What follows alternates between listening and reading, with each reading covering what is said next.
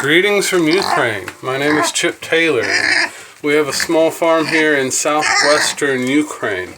Got some livestock, got some row crops in the ground, and I bring you these videos in order to help understand how to become efficient and survive and hopefully generate a small income if that's what you're trying to do in an area when you might be isolated, you might not have some resources available to you. So we do some stuff just to get it done. Now I'm inside the goat shed this morning. It's a little dark in here, and so I'm going to step out in just a second, and it'll be a little bit easier to film, but I just wanted to show you around a little bit. I've got a couple of potbelly pigs. I've got 2 sows. Behind the gate, I've got 7 babies, all unborn within a couple of days of each other. The 2 litters were born within, certainly within 36 hours of each other. And they had to be weaned about 2 weeks ago. They were stealing milk from my milk goat. I don't think you can see her, but anyway, I have a milk goat, Irene, and then I have another smaller billy goat, and then he's just Billy, and then I've got another small goat, young female, and she's a baby girl. And there's a couple of turkeys up above. Now these guys are all still in here because this is still survival mode. And when I opened the door this morning, it was nice and warm in here, and it's because there's so much, number one, it's compost, and then number 2, is sealed, and so just the body heat from the animals keeps it nice and warm. My glasses fogged up when I first opened the door and stepped in.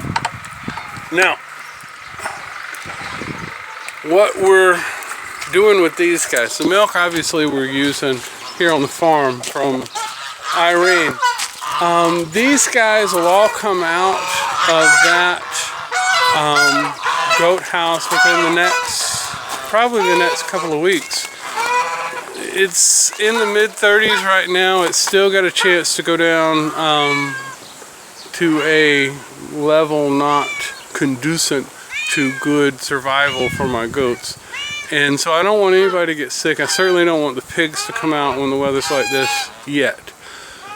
But we're getting there. And so what we're going to do with the goats and the pigs, I've got enough area in the back here, and I'll show you a little bit about this. There's a couple of things we're going to talk about this morning, but it's my outhouse. It's a working outhouse. People from the church, when they come here. They don't go inside either the rehab or the houses. And see, I've got a little bit of a wood lot here. It's not big, but it's enough. I can put my Vietnamese pigs out here, certainly. I've got a young bull. It's a little dark to film where he is. I'll show him to you soon. It's a Hungarian bull. It's a little bit smaller. Supposedly we've got a cow coming soon, same breed. Actually from the same cattle owner. For lack of a better word, villager would be what I would call him. So, we're trying to get the goats out, we're trying to get the pigs out, we're trying to get the bull out. The horse is barn sour. He's ready to get out. But we've still got a little bit of stuff that we need to set up here at the farm. I've got no paddocks to put these guys in. There's a charming thing that they do here in Ukraine, and I know they do it in Russia and probably other places here in Eastern Europe. And by the way, this is Thomas the cat. He spent the night in the goat shed, which he often does, and he will eat rats when he's quick, when he's hungry, and does a fairly good job of that. But the charming thing that they do here in this part of the world is that they take these animals, the goats especially, and sometimes the cows, and they'll put a collar on them just like a dog, and then they'll drive a iron stake down into the ground, and they'll tether these animals to these stakes, and they'll take them out and put them in a piece of community property. You might be able to see just past all this stuff here, it gets a little bit lower. It's a small creek running through there. That's like open range. People just come and bring their cows, bring their goats. We did that last year. And they just tether these guys off. There's a problem with that.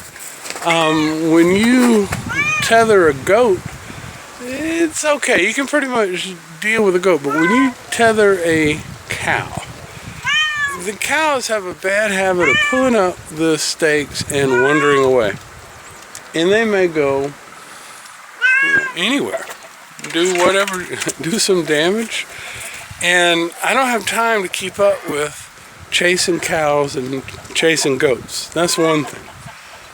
The second thing, we've got people who come and stay with us, patients, soldiers, alcoholics, homeless people. And last year we had a bigger bull and a full-grown bull.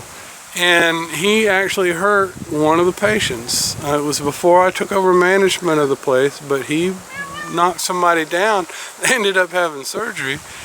If this was the U.S., that young man that got hurt, he would own this place by now. He could have sued us. He never mentioned anything about needing to be compensated, wanting any kind of money or anything like that from us. We took care of him, but what I'm trying to say is there's risk involved in the way that they normally do things here that I'm not willing to do. I can't have animals here that can hurt somebody. Now, my son is here. He'll be 3 in August. I'm not putting up with this kind of stuff. All the goats will butt you, all 3 of them. And so moving them around on a leash is not something I'm willing to do long term. And so we're going to have paddocks set up where you can just open up the door of the stall, the animal goes out, stays all day. They're not going out to these green pastures. They are going to stay here where we have some foliage, some stuff for them to eat. That's the compromise. Now I can throw some hay to them. I can put some stuff. I'm going to scatter some seeds out here as soon as the snow leaves. And we've got some places for them to do some browsing, but we don't have pasture. We just don't have the space for it. Now, I'm standing in front of what they call their compost pile. And it's probably maybe 2 tons of manure that they have piled up, I don't know, at least 6 years. And you can see it's rusting at the seams. They've had to prop up the wall. This isn't compost. This is a pile of poopy. And what they've done, they left it uncovered so it rains on it, snows on it year after year after year. And all the nutrients are leached out of this stuff. I mean, it's organic matter, but all of the benefit of having compost is certainly compromised. It might not be completely inert, but it is definitely less than what it could have been. And so what we're doing, we're going to have more than one compost pile. We'll have one over in this part of the farm, and then we'll have another one on the other side. It's only, maybe 100 yards apart. But carrying this stuff around and emptying a bin and hauling it to one particular spot is not time effective. Now what I want to do, and what we've done with my chickens, I talked about it yesterday, there'll be a compost pile inside the chicken yard. And what I want to do is have a compost pile inside each chicken yard. And so there'll be 5 or 6 small 4x4, 4x4x4 compost containers, so to speak. And we'll go in there, we'll turn it into real compost, because I do think I need the availability of that kind of organic nutrients to go into the soil. Now, I've got another space out here. I'll show you that real quick, and then I'll show you what we're going to farm. The ground's frozen, and so I need to put some seeds in pots. And, you know, unless I scrape off the snow, it's kind of hard to find a place to dig something. So what I did is I found where the rats have burrowed. It's a rat, not a mole. And so I just take what the rats have turned up, put it in the wheelbarrow, and then put it in pots. I do a couple other things before I do that, and I'll explain that. Now this is behind my hay shed. This has never been used. I mean, they've never done anything with this. It's got some nasty thorns in it. I don't know what the scientific name would be, but these guys have taken over. And so it's about maybe 150 feet, 200 feet long, and probably 25 or 30 feet wide. So I will fence this off. Put the bull back here, put the horse back here, at least trample it down, get rid of some of this brush. The goats wouldn't eat it. I put them out here a little bit last fall. They didn't touch it. So there's some stuff that we're going to do in order to get the animals to do some of the work for us. You can see this is one of my apple trees. It's never been trimmed as far as I could tell. There's another one right here. This thing is about 25 foot tall. I climbed up in it one day last week, trimmed some limbs off of it. I can't take more than 1/3 off of the canopy at any one time. So next year I'll take another third off, and the year after that. And then I've got another one here that's easily 30 foot tall. I haven't been able to get up there. You know, I got some lower limbs. Those are the ones I want to keep. The upper limbs are the ones that I want to cut down, but my ladder's not tall enough. So we're still working on that. We're going to try to get that done before any kind of new growth starts. Now I've got this plot here. This is 33 feet by 130 feet. And it's about 35 feet by 130 feet. I've got 6 rows of garlic underneath this snow. But then the rest of it's open. If I had more time and been a little bit, had a few more resources, I would have covered this with tarps before it snowed. I just did not have the time to do it. By the time I got over here in November, had a couple of other fires I needed to put out. And so this, you know, the garlic got in the ground, but then the snow came, and that's the name of that. Soon as the snow is gone, we're going to set up a bed system. I've got, you know, the really good, open, clean part of this plot. I can put 12 beds. Now, what I'm doing is I'm making my rows 32 foot long and 30 inches wide with a 18-inch space in between. And the reason I put such a big space in between is that you gotta squat down to work the beds. And so if you squat, the space that normally takes between your knees and your butt is about 18 inches. And so I don't want to have it any more crowded than that. I've got straw over the top of my garlic underneath this snow. The straw and then some compost from the rabbits. I'm going to do the same thing all the way through.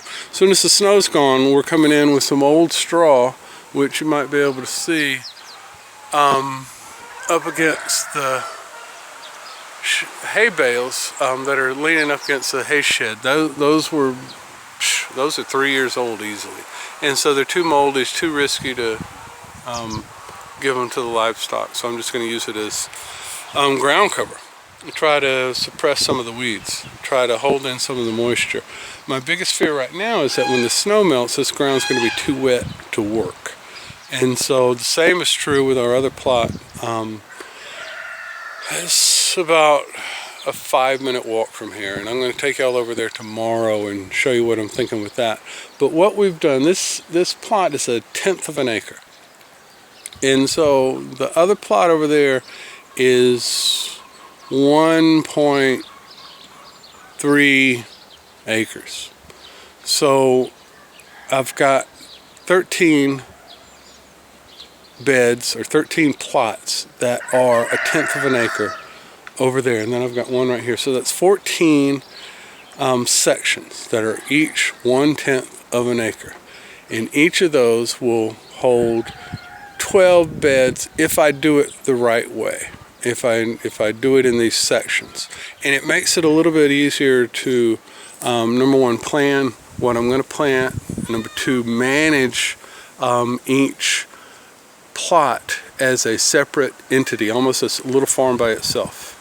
And then I can come in, work one plot, prepare the beds, put the nutrients down, whatever that needs to be, and I can manage and I can measure what it is that I need to do, what it is that's been done, what the yield has been per section.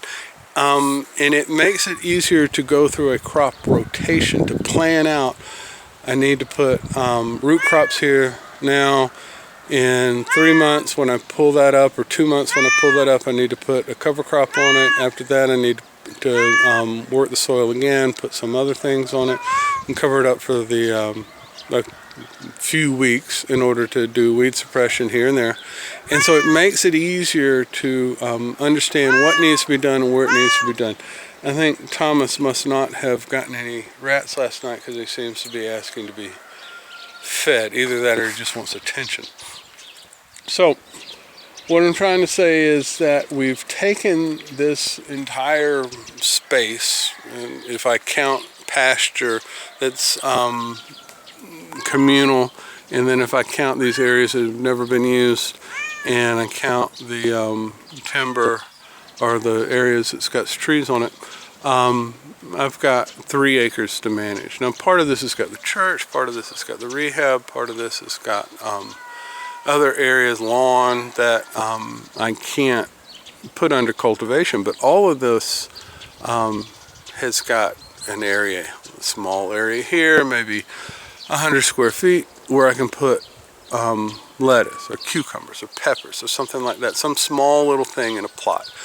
But it's got to be scheduled, it's got to be planned, you got to have seeds, you got to prep, and it's got to be manageable by one person.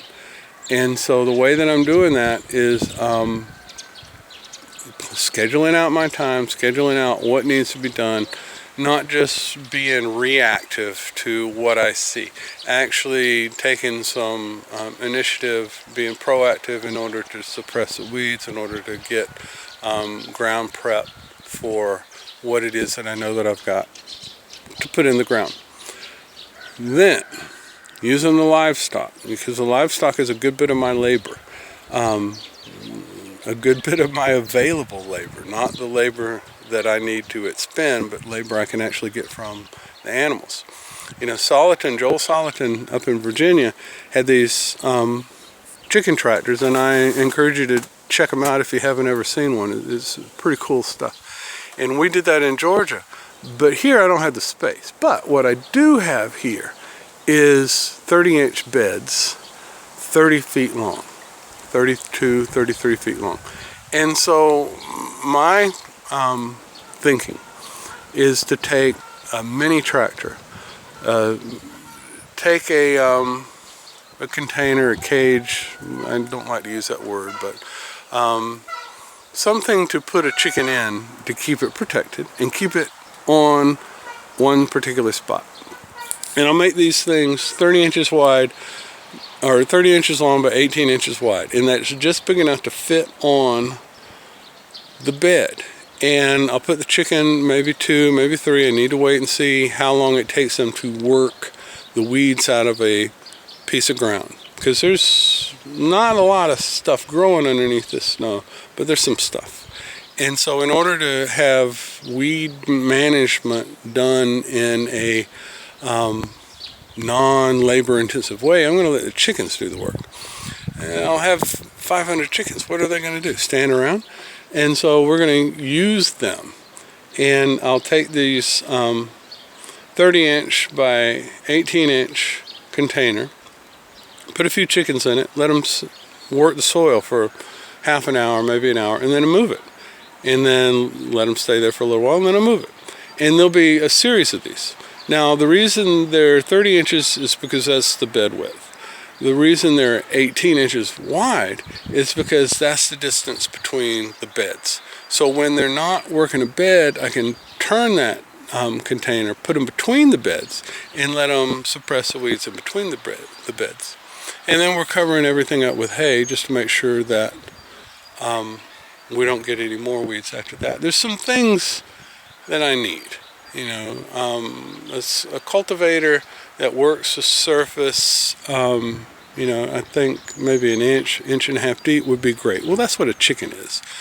But it would be nice to have something to prepare the beds before we put all this into motion, because I've still got to come up. We're going to do raised beds, and I've still got to come through and create these beds.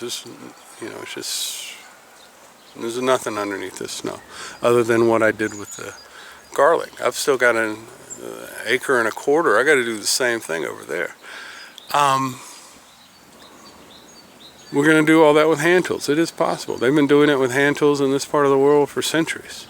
And so to start off with, that's what we're going to have to do. The chicken tractor stuff is just going to make the weed control a little bit easier. You know, if I had a flame weeder, that would be wonderful. I don't have that. We might build one. We might buy one. I don't have a seeder. I've got a roller seeder supposedly on the way. It's a local brand. I'll show it to you when it gets here. Fairly inexpensive. I think I'm paying $25, $30 US for that. And that should be here soon. And that'll allow me to put seed in the ground a little bit quicker than I could by hand, obviously. So this is what we're doing now. You know, I'm trying to take advantage of the resources that I have available. Using the animals for weed suppression is one of the things that Soliton talks about is the benefit of pasturing your animals, is that they help you control the weeds, cut the grass for you. Alright, now, if you found this content useful, give me a like, share it with your friends, make a comment if there's something else you want to know, or if there's something you'd like to see, question that you have, put a comment on it. I have a YouTube channel now, Greetings from Ukraine. Subscribe to that. I've got a website, Ukrainian Recovery Resources. That's urr.com.ua. It'll tell you what we do with the other part of the business, which is providing psychological help to people here in Ukraine. Generally focused on addiction or with combat veterans working with PTSD, that kind of stuff. So the website explains all that kind of stuff. And then I've got a Facebook page of my own, Otis W. Chip Taylor. Feel free to send me a friend request, and if you make a comment, I'll get back to you. I appreciate your time, and peace.